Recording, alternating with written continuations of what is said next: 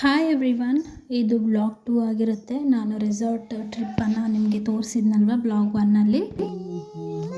ಎಲ್ಲ ಈ ಕಡೆ ನೋಡಿ. ಸೊ ಪಾರ್ಟ್ 2 ಅಲ್ಲಿ ನಾವು ಇನ್ನು ಏನೇನು ಪ್ಲೇಸನ್ನು ನೋಡಿದ್ವಿ ಅಂತ ತೋರಿಸ್ತೀನಿ. ಆ್ಯಂಡ್ ಈ ರೆಸಾರ್ಟ್ ನೋಡಿ ಎಷ್ಟು ಚೆನ್ನಾಗಿದೆ ಅಂತ. ಇದು ಬಂದುಬಿಟ್ಟು ಐಲ್ಯಾಂಡ್ ರೆಸಾರ್ಟ್ ಅಂತ. ನೋಡೋಕ್ಕೆ ಸ್ವಲ್ಪ ನಮಗೆ ರೂಮ್ ಕೊಟ್ಟಿರೋದು ತುಂಬ ಹೈಟಲ್ಲಿ ಕೊಟ್ಟಿದ್ರು, ಬಟ್ ಲುಕ್ ಮಾತ್ರ ಸೂಪರಾಗಿ ಕಾಣ್ತಾ ಇತ್ತು. ಅಷ್ಟೇ ಅಲ್ಲ, ಸ್ವಲ್ಪ ಹೆದರಿಕೆನೂ ಆಗುತ್ತೆ, ಬಟ್ ಸ್ಟಿಲ್ ನೋಡೋಕ್ಕೆ ಮಾತ್ರ ತುಂಬ ಅಂದರೆ ತುಂಬ ಚೆನ್ನಾಗಿರುತ್ತೆ.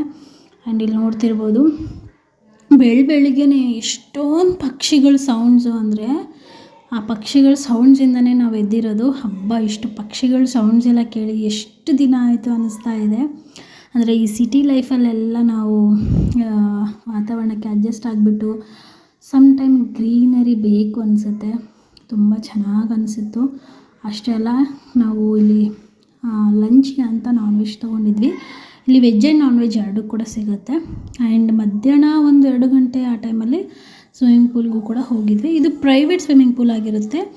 ಆ್ಯಂಡ್ ತುಂಬ ಎಂಡಲ್ಲಿತ್ತು, ಸ್ವಲ್ಪ ಭಯ ಕೂಡ ಆಗಿತ್ತು, ಬಟ್ ತುಂಬ ಚೆನ್ನಾಗಿ ಅನಿಸ್ತಾ ಇತ್ತು. ನೋಡ್ತಿರ್ಬೋದು ರೆಸಾರ್ಟ್ ವ್ಯೂ ಎಷ್ಟು ಚೆನ್ನಾಗಿದೆ ಅಂತ. ಇಲ್ಲಿ ಬೆಳಗ್ಗೆಯಿಂದ ಸಾಯಂಕಾಲದವರೆಗೂ ಪಕ್ಷಿಗಳ ಸೌಂಡ್ಸು, ಈ ವುಡ್ಪೆಕ್ಕರ್ ಸೌಂಡು ಎಲ್ಲ ಎಷ್ಟು ಚೆನ್ನಾಗಿ ಕೇಳಿಸ್ತಾ ಇತ್ತು. ಈ ಫೋನ್ ಅನ್ನೋ ಪ್ರಪಂಚದಿಂದ ದೂರ ಆಗಬೇಕು ಅನ್ನಿಸುತ್ತೆ. ಈ ಐಲ್ಯಾಂಡ್ ನೋಡಿದ್ರೆ ಅಷ್ಟು ಚೆನ್ನಾಗಿತ್ತು. ಆ್ಯಂಡ್ ಇನ್ನೇನು ಅಂತಂದರೆ, ನಾನು ಅದಕ್ಕೆ ಜಾಸ್ತಿ ಫೋನ್ ಇಟ್ಕೊಂಡು ವೀಡಿಯೋಸ್ ಎಲ್ಲ ಮಾಡೋಕ್ಕೋಗಿಲ್ಲ. ಯಾಕಂದರೆ ಫೋನ್ ಇಟ್ಕೊಂಡ್ರೆ ಫೋನ್ ಮೇಲೇ ಕಾನ್ಸಂಟ್ರೇಷನ್ ಹೋಗುತ್ತೆ. ಹಾಗಾಗಿ ಸ್ವಲ್ಪ ಗ್ಲಿಮ್ಸಸನ್ನು ಮಾತ್ರ ತೊಗೊಂಡಿದ್ದೆ. ಆ್ಯಂಡ್ ನೈಟ್ ವ್ಯೂ ಬಂದುಬಿಟ್ಟು ಈ ಥರ ಇತ್ತು. ಆ್ಯಂಡ್ ಫೈರ್ ಕ್ಯಾಂಪ್ ಎಲ್ಲ ಇತ್ತು. ತುಂಬ ಅಂದರೆ ತುಂಬ ಚೆನ್ನಾಗಿ, ತುಂಬ ರಿಲ್ಯಾಕ್ಸಿಂಗ್ ಆಗಿ ಅನ್ನಿಸ್ತಾ ಇತ್ತು. ಯಾವಾಗಲಾದರೂ ಅಟ್ಲೀಸ್ಟ್ ಇಯರ್ಲಿ ಒನ್ಸ್ ಆದರೂ ಈ ಥರ ನೇಚರನ್ನು ಎಂಜಾಯ್ ಮಾಡಬೇಕು ಅಂತ ಅನಿಸುತ್ತೆ.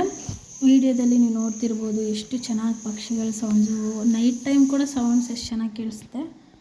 ಆ್ಯಂಡ್ ಇದು ಒಂದು ಸ್ಮಾಲ್ ವಿಡಿಯೋ ಆಗಿರುತ್ತೆ. ಐ ಹೋಪ್ ನಿಮ್ಮೆಲ್ಲರಿಗೂ ಕೂಡ ಇಷ್ಟ ಆಯಿತು ಅಂತ ಭಾವಿಸ್ತೀನಿ. ಇಷ್ಟ ಆದರೆ ನನ್ನ ಚಾನಲ್ ಸಬ್ಸ್ಕ್ರೈಬ್ ಮಾಡ್ಕೊಳ್ಳಿ. ನಾನು ಮತ್ತೆ ಒಳ್ಳೆ ವಿಡಿಯೋ ಜೊತೆ ಸಿಗ್ತೀನಿ. ಅಂಟಿಲ್ ದೆನ್ ಬಾಯ್.